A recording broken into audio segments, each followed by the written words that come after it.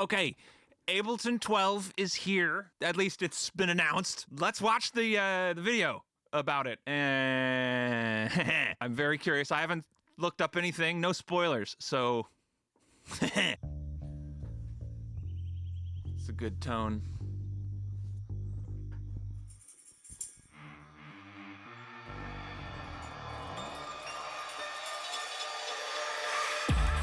Well, that looks different. That looks different. Oh my goodness. Dude, yes.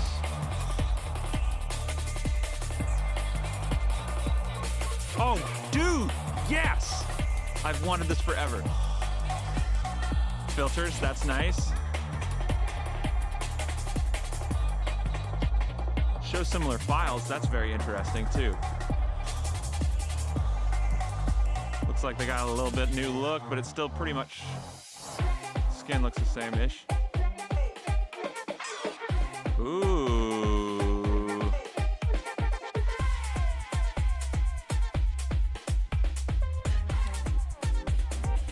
Oh, that's sick. Some new MIDI tools.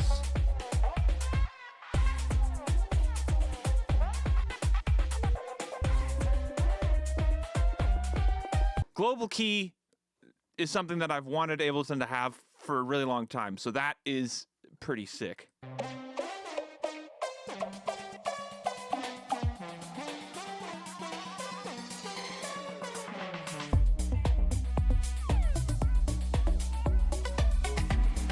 Okay. New textures. Uncover new textures.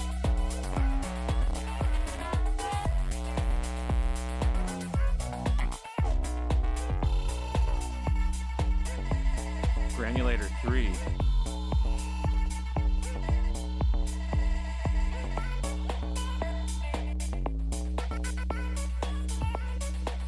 New browser features? I must know more. Okay, so initial impression is it looks pretty sick. It's not, I don't know. I have to see what all they added, and I want to look at like a comprehensive list of the changes. So that's probably the next thing we're gonna do. It looks sick though. Like the workflow changes and being able to see audio clips at the same time that you're seeing audio or MIDI clips at the same time that you're seeing the devices. That's a feature that I've wanted forever. I wonder if they've pimped out the mixer at all, because I've been asking for that for literally the entire time the software has existed.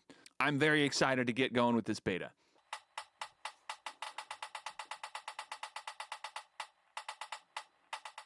Well, that's cool.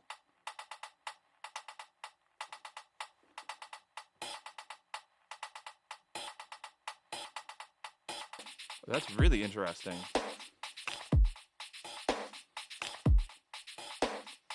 Generate, how does that work?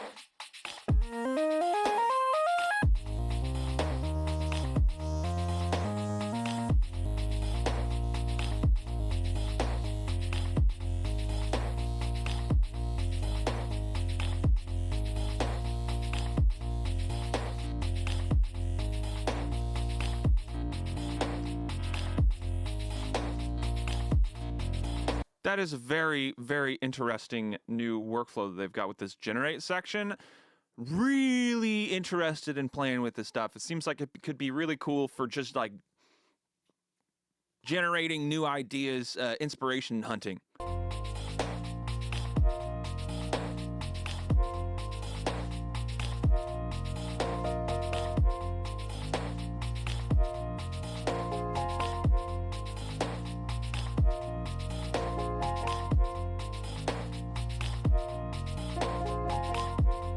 That's sick.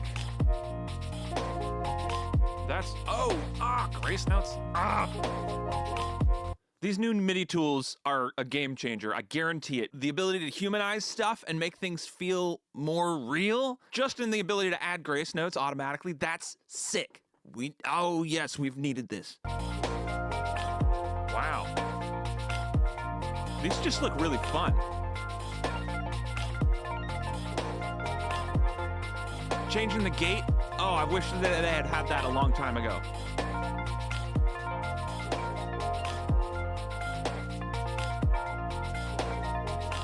interesting. Very interesting. Let's see what else they've got. Explore tunings.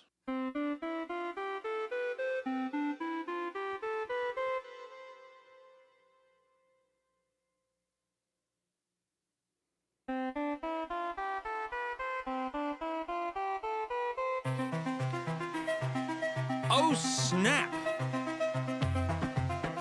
They have different temperaments that you can play with now. That's sick.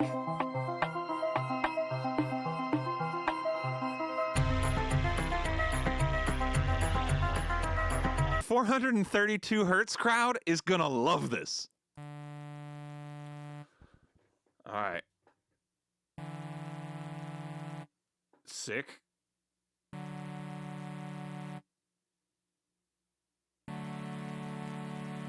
What? You can change the inversions and stuff too?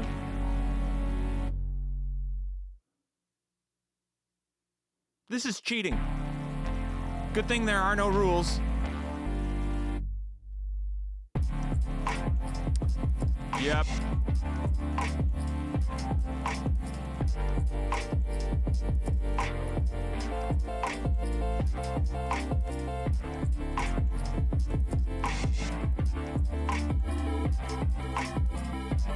Meld. Okay, so global transpose is something that I have wanted in Ableton for a really long time.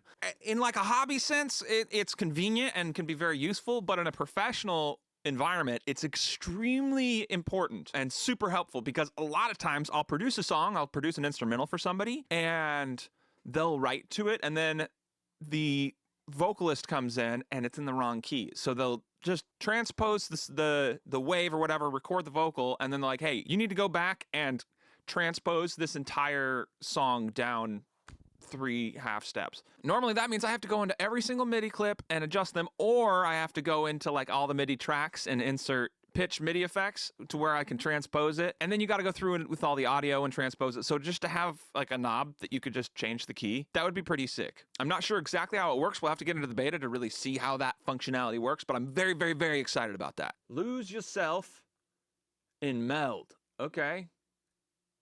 To be honest, if I'm totally just, transparent here, I'm not like in love with every new Ableton device. Like some stuff that they've got that they introduced new synth wise, it's really cool, but like there are so many third-party synths that you can dive so deeply into that adding new synths is like, well, it's got to do something really special for it to stand out among all the other plugins and stuff that are available. So I wouldn't say I'm particularly hyped about the new devices necessarily, although those are cool and those are, I'm not going to scoff at them.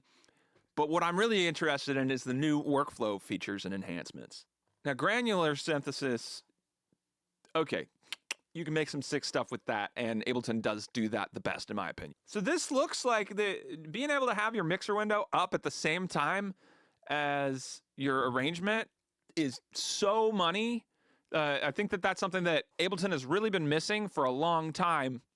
And you can do it with every other DAW. You could do it with Pro Tools, you could do it with Cubase, you could do it with Studio One, you could do it with Logic, but for some reason you can't do it with Ableton. You can even do it with FL. Now you can do it with Ableton. Or you will be able to do it with Ableton. You can do it right now if you're in the beta. That's a feature that has been, I think, widely requested for a long time, is to be able to see your channels at the same time that you're in the arrangement. Oh, and to be able to see devices and your like envelopes or clip stuff at the same time. Again, huge workflow enhancement there. So the sound similarity search. Cool. That's cool. That's nifty. We'll have to see how that actually works. It's a good concept, but like Splice has the same feature and it's super okay.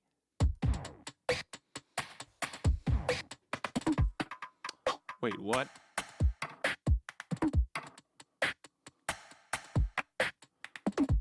How does this work?